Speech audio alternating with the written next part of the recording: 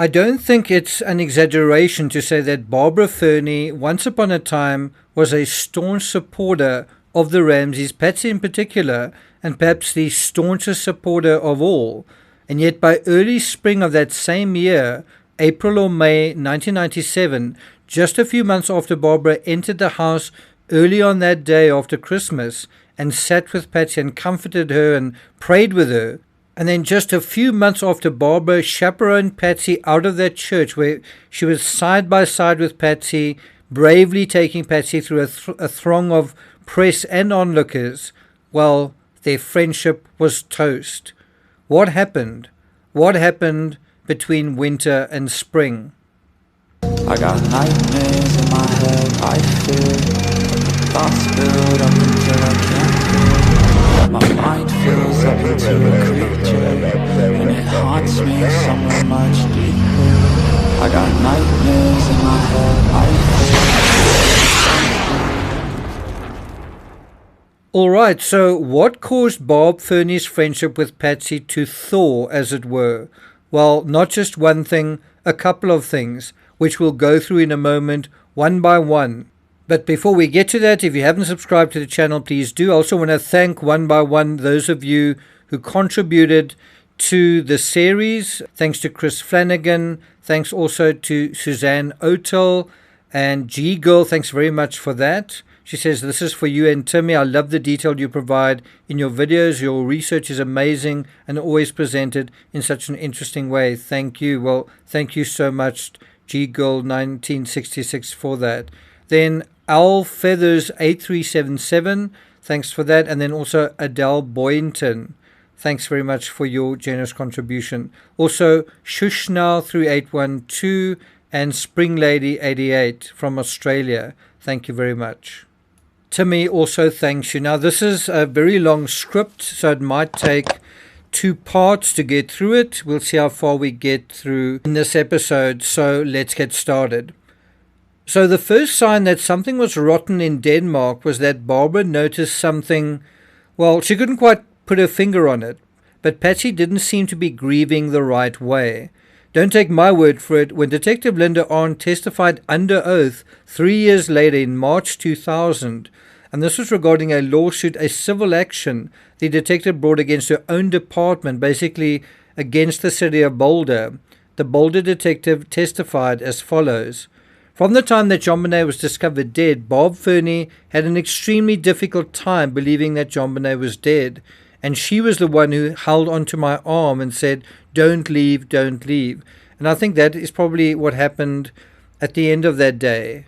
And do the Ramseys have that same need for protection from the police, or do they want to sort of be left alone? Now you can tell that Bob Fernie bonded with Linda Arndt, and we know Linda Arndt bonded with Patsy. But Bob knew Patsy and the Ramsey family a lot better than the detective did, and that's going to become quite apparent through this analysis. And one of the reasons Bob was struggling to come to terms with JonBenet's death was, well, it appeared from very early on that she was developing a few doubts about the intruder theory. And so, according to Linda Arndt, what Barbara said was that when she saw me, it helped her, not accept, but that's kind of the gist she was getting at, that JonBenet was dead. It distressed her to think that John or Patsy would be involved, and I don't remember expressing any direct comment about John Ramsey. She, as I remember, never said out loud, I think John and Patsy were involved. It would be more, I can't believe John or Patsy would do this. But she was clearly struggling. Anne Bardach, the author of Missing Innocence, a Vanity Fair article on the Ramseys filled with bombshells, provides this handy summary of the unraveling of Bob Fernie's friendship with Patsy in the few months that followed the tragedy. Even Barbara Fernie, according to friends, began to have doubts. For months, she and Patsy had been inseparable, shopping, lunching, chatting on the phone. But by early spring, Barbara Fernie began telling people, I am the one doing the grieving. Something is wrong with Patsy. Soon friends say Barbara was dropped from the Ramsey inner circle, though her husband John has continued his relationship with Ramsey, as have many other business associates. Well, that's how it started. Bob seemed to feel either that Patsy wasn't grieving or that Patsy wasn't grieving the same way as she was, or that Patsy had quickly accepted the loss of her child when Bob still hadn't come to terms with it. Now you might say, is that all? Look, I can see where this is going, but I'm telling you that those things exist. Thank you, Officer Ripley. That will be all. Please! Bob's emotional take on Patsy wasn't much to go on, and if you said it's hardly a smoking gun, you'd be right. But that wasn't all. Yes, Bob was troubled by, I guess, her intuitions, by her emotional read of the case, and I guess by her emotional read of Patsy, how Patsy was handling it. I don't know if Bob thought Patsy was handling it better than she was, but what we do know is that Bob started to have trouble with three aspects in terms of the evidence. So I mean, within this emotional malaise, this emotional maelstrom, Bob was still capable of thinking critically, to her credit, and probably the first issue with Patsy that Bob couldn't wrap her head around was this, and that is number one, the half-page ad. In the late summer, perhaps the early fall of 1996, about 3 months before JonBenet's death, Bob Fernie was at the Ramsey home, and she noticed damages to a latch area of an exterior screen door. Now, I don't know if the exterior screen door means that there's an interior door that could also be locked. Now let's pick up on what James Kolar writes about this observation by Bob Fernie in Foreign Faction. Mrs. Fernie was concerned that perhaps a burglary attempt had been made to the home, and she shared this information with Patsy. The two of them inspected the door and determined that the interior door exhibited no damages whatsoever. Well, there's our answer to that question. There is an interior door. Patsy expressed no concern about the damaged screen door and suggested that perhaps John was responsible for the marks. He reportedly was always forgetting his keys and had broken into the house on other occasions. Now remember, this happened months before JonBenet's death. Now let's jump ahead.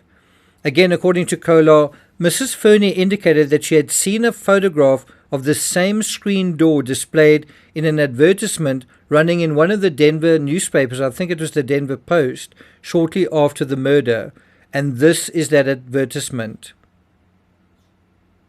Look carefully and you can see it's dated September 30th, 1997. The Vanity Fair article came out about a month later in the October edition. Curiously, Lawrence Schiller doesn't mention anything about a half-page ad in his definitive narrative on this case. But here's the rub, and for that let's go back to Foreign Faction. The advertisement, placed by Ramsey attorneys and taking up at least half of the page of the newspaper, purported that this may have been a possible point of entry used by the kidnapper of JonBenet. But this did not sit well with Barbara Fernie, because Patsy was fully aware, she knew that Patsy was fully aware that these damages had been inflicted upon the screen door weeks or months prior to the murder of JonBenet. So the use of this particular photograph seemed to her to be an attempt to mislead the public about the evidence associated with the crime. Now, I don't mean to play devil's advocate, but it is possible an intruder could have gotten in through a broken door, even if he, the intruder, didn't break it himself. But what's interesting to me is this idea that John seems to break into places in the house, and that then becomes the route the intruder took. I mean, isn't that what happened with the basement window? And who else could know about these weak spots besides an insider like a housekeeper or the housekeeper's handyman husband? And of course, those individuals were exactly the people that were initially identified as suspects, and of course those investigations went nowhere. Kolar concludes the Fernies indicated that they had severed their contact with the family following the observation of that advertisement. Now, I don't know if Kolar is right that both Barbara and John Fernie severed contact, because Ann Bardak seems to suggest, as you heard, that John Fernie maintained his support even after his wife withdrew hers. Kolar does seem to suggest that the broken exterior screen door was the last straw, the straw that broke the camel's back. But weren't there other straws as well? Well, there were, because that wasn't all, because we know Barbara was also perturbed about something else. And that brings us to number 2, golf clubs. When Barbara felt that Patsy wasn't grieving right, what exactly does that mean? Well, this. And let's go back to foreign faction. Barbara Fernie had raised another flag when she decided to contact investigators in early January 1998. Now, the fact that Barbara Fernie would reach out to the police a year later tells you she wasn't just concerned, she wasn't just thinking about something, it was bothering her enough that she would actually call the police. She and her son had seen photographs of golf clubs in a tabloid story about JonBenet while shopping in a grocery store, and her son recognized the set of clubs as belonging to Burke. That should really be underlined. Barbara Fernie's son recognized the set of golf clubs. And that was really a stroke of luck. I mean, that Barbara's son was with her and that they happened to notice a tabloid. It's also worth noting, although it's not a surprise that Burke played golf, we know it struck JonBenet before in the face with the golf club, but he even had his own set of clubs. And like John Ramsey's golf clubs, they were kept in the basement, very close to where JonBenet was found dead. In fact, I believe right outside the wine cellar. Now, golf was obviously quite a big deal. John even had his name, as you can see, custom emblazoned on his golf bag. Now, I want to reiterate what I said earlier when I said there are some clues in the tabloid narrative as well. And I remember someone scoffing at that, saying that tabloids are just rubbish through and through. But tabloids often contain breadcrumbs. And in this case, a photo provided a breakthrough of sorts. Back to Kolar. The sight of the golf club spurred Barbara Fernie's memory about an odd comment that John Ramsey had made to someone while the family was staying at the Fernie residence after the discovery of JonBenet's body. Now, this is quite extraordinary. Barbara is remembering details from the 26th and the 27th of December, more than a year later. It was when the Ramseys decamped to the Fernie home. The time of year and the media coverage are both causing memories that have been percolating for months to bubble up to the surface. And one is a random comment that has stuck in her mind, a comment that she wasn't able to figure out one way or the other, perhaps until now. Mrs. Fernie recalled that John Ramsey had asked a strange question of the person stopping by her home one evening. He asked if they had remembered to get his golf bag from his house. Well, could that person have been Patsy's sister Pam? We know that both of Patsy's sisters visited them at the Fernies. Pam Poore was the person who had staged that one-woman raid of the crime scene on December 28th, and here's an article dealing with that. Remember that date, the 28th, because we'll be coming back to it. Now back to Kolar. Mrs. Fernie recalled that the individual replied that they had not been able to retrieve the golf bag as the police would not let them downstairs into the basement, right? Given the emotional condition of everyone in her home after JonBenet's murder, John Ramsey's request for his golf clubs seemed out of the ordinary to her. So let me ask you, was Barbara Fernie right to feel that the Ramsey's priorities, in this case John's, seemed to be a little out of whack? Or was she just seeing things? Was she just being paranoid? Curiously, on the 28th, the same day that Barbara observed John asking about his golf clubs, the Ramseys had already hired a private investigator, and while the Ramseys were out giving samples of DNA at the police station, their dude was already questioning the Fernies. That is pretty fast work for parents grieving too much to be able to give interviews. I mean, consider this. The Ramseys detective got to interview the Fernies even before bolder detectives Steve Thomas and Ron Gossage got there.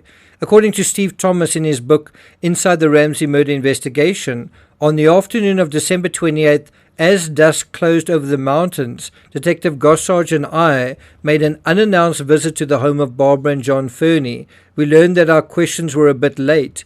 Even though the investigation was just beginning, the Fernies told us that a private investigator working for the Ramseys had been there earlier making his own inquiries. Huh? Thank you. That will be all. God damn it, that's not all. No, it's not. And that brings us to number 3, Barbara's opinion on the acoustics. Let's go to foreign faction. Over the course of an interview conducted on January 1st, 1997, that is right in the beginning, Bob Fernie shared a concern that had raised a question for her. So while the Ramseys were on CNN in Atlanta, Bob Fernie was being interviewed by the police, probably in Boulder. Now, you didn't hear that wrong, January 1st, 1997. In other words, from the get-go, Bob was struggling with niggling questions.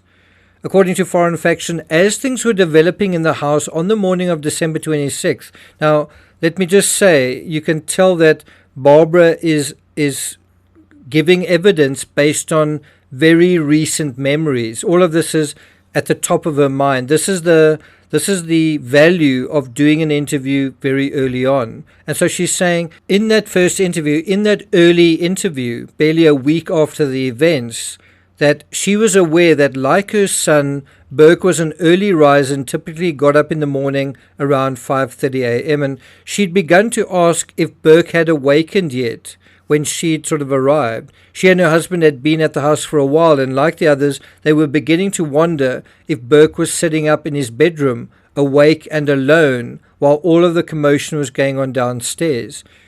And Barbara was correct on a few counts. Firstly, she was right to wonder where Burke was and how he was doing. Secondly, she was right to be perplexed how, with the zoo going on downstairs, the boy was somehow managing to sleep through it all. Not to put too fine a point on it, but Burke's bedroom is directly above the front door, which means each car that pulled up, each friend that entered the door, each cop, was virtually the closest to hear and even see them. I remember when I parked outside the Ramsey house and stood in the road and approached the house, I saw the windows of Burke's bedroom were open very clearly, and I wondered if the occupant could see me. I was pretty sure that person could hear me crunching on the leaves outside just a stone's throw away. Are you telling me with one person after another arriving at the house, Burke, who was awake Christmas morning before everyone else, even his sister, slept through this, slept through French's arrival, Reichenbach's arrival, John Fernie's arrival, Fleet and Priscilla White's arrival, Barbara's arrival, Reverend Hoverstock's arrival, Officer Barry Weiss, who took the photos, his arrival, Officer Sue Barchlow's arrival, and perhaps even the victim advocates, Mary Lou Jodamus and Grace Morlock. And each time someone arrived, the doorbell rang or someone rapped on the door. $118,000. Oh, John, when Patsy called, I thought you'd had a heart attack. Patsy? Patsy? It's two. She dies. She dies. She dies. She dies. Yeah, it's signed Victory SBC. No, sir, I have no idea. Well, Barbara Fernie pointed out a discrepancy that created some additional concern for her. She told investigators that Patsy Ramsey had told her on the morning of December 26th that she had just given the ransom note to John, which also implies that she handed it to him, doesn't it, after finding it on the spiral staircase. More importantly, however, Barbara Fernie said that she didn't know Patsy had screamed out for her husband that morning. Now, Patsy reiterates that she screamed to John in their book as well. John, John, help, I scream. JonBenet's gone. There's a note downstairs. So she's obviously communicating this from outside JonBenet's room. And there's another reference as well. He shouts. Also, I slam the phone back. Also, we need help, I scream.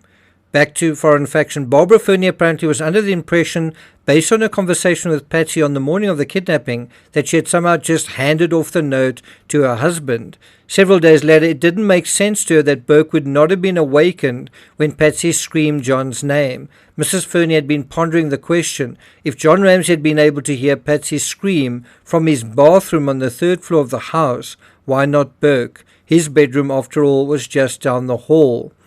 So, just to be clear, Burke's room was just 2 rooms away on the same floor.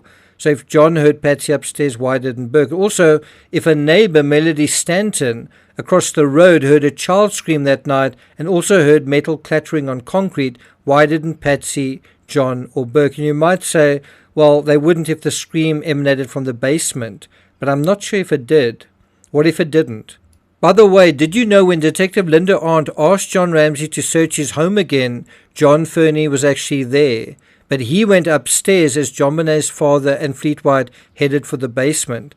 Now, I seem to remember Fleet White saying that they were actually told to search from top to bottom, and that is what John Fernie did, whereas JonBenet's father went down and Fleet White just followed him. But if John Fernie had headed downstairs, there could have been an additional witness in this case to the events that followed, or not. Perhaps John would have supported John to the end. I guess we'll never know. Well, I'm not going to take it further than that, but we do know that both Fernies testified before the grand jury. It's unclear what John Fernie's position was, but I think we can tell that Barbara could certainly offer the grand jurors a few bones to chew on, which brings us back to those advertisements that got the ball rolling in Barbara's mind in the first place. Well, wasn't that a strategy? Wasn't that a strategy to get the ball rolling in the minds of the potential jurors? And if you thought that, you wouldn't be the first. Have a look at this quote from Perfect Murder, Perfect Town. Are potential jurors affected by ads? The steady barrage of newspaper advertisements and flyers looking for help in apprehending JonBenet Ramsey's killer could be influencing potential bolder jurors. Jury consultants, former prosecutors, and media watchers also that John and Patsy Ramsey have gone to great lengths to show both that they are trying to find the killer of their 6-year-old and that they themselves are incapable of such a crime. Experts warn that potential jurors, who someday may even be asked to decide the couple's guilt, are being affected. And that is from an article published in the Denver Post dated August 24th, 1997. Well, that concludes our series on the peripheral figures of John Fernie and Barbara Fernie. Do you guys have any suggestions on the next peripheral figure to look into? Well, let me know in the comments. Thank you for listening, and I'll see you guys next time.